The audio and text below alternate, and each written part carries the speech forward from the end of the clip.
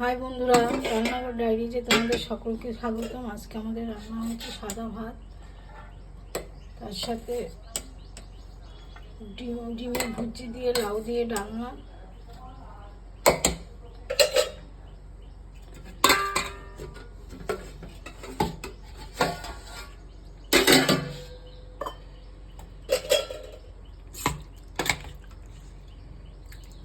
নামানোর আগে ধনে পাতা দিয়ে দিয়েছি লাউ ডালনাতে।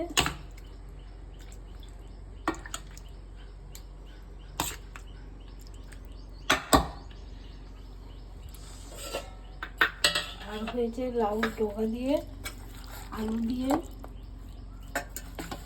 পোস্ত পেঁয়াজ দিয়ে পোস্ত হয়েছে।